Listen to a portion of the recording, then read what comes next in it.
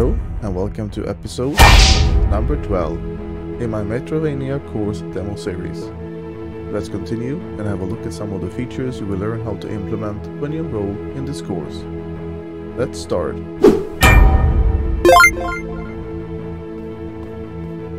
The next feature you will learn to implement is the wall crawler, which is the enemy that follows the walls, which is the iconic enemy pattern from the Metro game series. And of course, we can make them big and small here.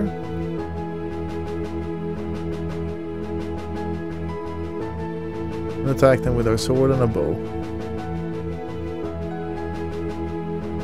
And kill them. Then, for the next feature, is to make the hero take some damage. And currently in the course, knockback is going to be added later. But here's the full effect, with the knockback added as well. Like so.